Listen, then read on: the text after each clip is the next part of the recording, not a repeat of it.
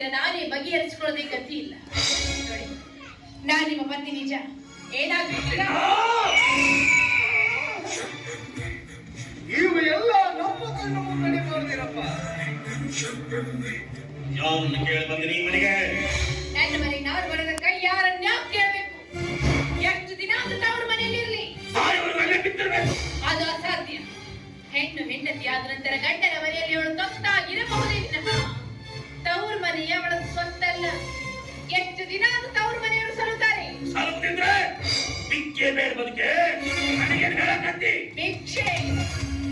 ನನಗೇನು ಕಡಿಮೆ ಆಗಿದೆ ಅಂತ ನಾನು ಭಿಕ್ಷೆ ಬೇಡಿ? ನನ್ನ ತಂದೆ ತಾಯಿಗಳು ನನ್ನನ್ನ ಒಳ್ಳೆ ಸ್ಥಿತಿವಂತರ ಮನೆಗೆ ಕೊಟ್ಟು ಸತ್ತು ಹೋಗಿದ್ದಾರೆ. ನನ್ನ ಪತಿಗೇನು ಭೂಮಿ ಸೀಮೆ ಇಲ್ಲ, ಆಸ್ತಿ ಇಲ್ಲ.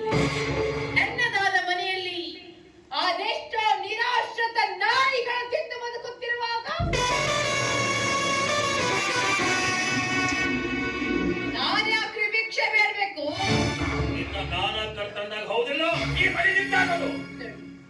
ನಿಮ್ಮ ನಷ್ಟದ ಹೆಣ್ಣಿಗೆ ಈ ರೀತಿ ಹಿಂಸೆ ಕೊಡೋದು ಯಾರಿಗೂ ಸರಿ ಕಾಣುವುದಿಲ್ಲ. ಮಾನವಂತ ಹೆಣ್ಣಿಗೆ ಪತಿ ಬೇಕು, ಪತಿಯ ಸೀರೆ ಬೇಕು. ನನ್ನಲ್ಲಿ ದೋಷ ಕಂಡಿದ್ದೀರಂತೆ ಈ ರೀತಿ ದ್ವೇಷ ಸಾಧಿಸ್ತಾ ಇದ್ದೀರಾ? ನಾನೇನ್ ತಪ್ಪು ಮಾಡಿದ್ದೀನಿ? ಇನ್ನು ಏನ್ ತಪ್ಪು ಮಾಡ್ಬೇಕಲ್ಲ? ಇನ್ನು ಏನ್ ತಪ್ಪು ಮಾಡ್ಬೇಕು? ಹೆಣ್ಣಿಗೆ ರೀತಿ ನೀತಿ ನಡತೆ ಸರಿಯಾಗಿದ್ರೆ ಮಾತ್ರ ಹೆಣ್ಣು, ಇಲ್ಲ ಅಂದ್ರೆ ಮಾಡಿಕೊಂಡವನ ಎದೆ ಕೊರೆಯೋ ಹುಣ್ಣು. ನಾನು ನೀತಿ ಕೆಟ್ಟವಳಂತ ನಿಮ್ಮ ಕಲ್ಪನೆ?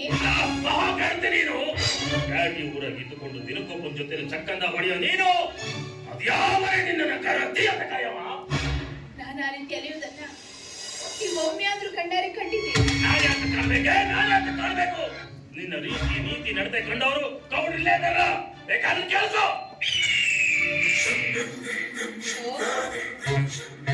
ನನ್ನ ಪುಷ್ಪ ತಲ್ಪದಲ್ಲಿ ಈ ಕಾಳ ಸರ್ಪ ಅಡಗಿದೆ. ಈ ವಿಷ ಜಂತು ಕಾಲದ ನಂಜು ನಿಮ್ಮ ತಲೆಗೇರಿದೆಯೇ? ಹೌದೇನೋ ಚಾಟಾಲ? ಎಂದು ಬಾಯ್ ಬಿಟ್ಟು ಮೆಟ್ಟಿರಿದ್ದೀನಿ. ಯಾಕೆ ಅಂದು ಪೂಜೆ ಮಾಡಿದ್ದು ಸಾಕಾಗಿಲ್ವೇ? ಆ ದೇವಿಗಾಗಿ ನಾನು ನೀತಿ ಕೆಟ್ಟವಂತ ನೀತಿ ಕಟ್ಟೆಯವ್ರ ಮುಂದೆ ನಾನು ಧಾರವಾಡದ ಕಾಲೇಜ್ ಕಲಿಯಾಗಿದ್ದಾಗ ನಿನ್ನ ರೀತಿ ನೀತಿ ಕಣ್ಣಾರೆ ಕಂಡದ ಸುಳ್ಳು ಅನುಮತ. ಅಮಾಯಕರಲ್ಲಿ ಸತ್ಯ ಅಸತ್ಯ ಮಾತಾಡದೆ ಮರ್ಯಾದೆ ಕಳ್ಕೊಂಡು ಹೋಗ್ಬೇಕಾದ್ರೆ ಒಂದು ದಿನ ನಾನು ಕಾಲೇಜ್ ಮುಗಿಸ್ಕೊಂಡು ಒಪ್ಪಿ ಬರ್ಬೇಕಾದ್ರೆ ಈತ ತನ್ನ ಕಾಮಲಾಲತೆ ದಾನದ ಮೇಲೆ ಬಲತ್ಕರಿಸಲು ಪ್ರಯತ್ನ ಪಟ್ಟ. ಅದಕ್ಕೆ ಪ್ರತಿಯಾಗಿ ಇವನಿಗೆ ಚಪ್ಪಲ್ ಕಾಣಿಕೆ ಕೊಟ್ಟು ಕಳಿಸಿದ್ದೆ ಅಲ್ವೇನೋ ಚಾಟಾರ? ನಿನ್ನ ಹೆಂಡತಿ ತಿಳಿಸಾರ ಪರಿಸ್ಥಿತಿ ವಿಕೋಪ ಬಂದೀಗ.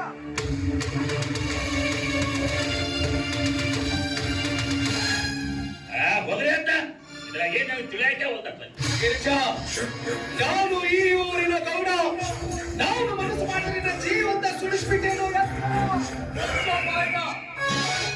ಅವಳನ್ನ ಜೀವಂತ ಸುಡುವುದರ ಕಣ್ಣು ಕೈ ಕಟ್ಕೊಂಡು ನಿಲ್ಲೋದಕ್ಕೆ ಅವಳ ಕಂಡ ಮೈದುರ ಕೈಯಲ್ಲಿ ಬಳೆ ತೊಟ್ಟಿಲ್ಲ. ಸೊಸಿ ಗಿರಿಜಾ ನಿನ್ನ ಹೀನಾಶೆ ಕೊಪ್ಪಲಿಲ್ಲ ಅಂತ ಆಕಿ ಬಾಳೆನ ಮೂಡ ಬಟ್ಟಿ ಮಾಡಕ್ ನಿಂತಿಯಲ್ಲೇ ಗೌಡ ಅಲೆ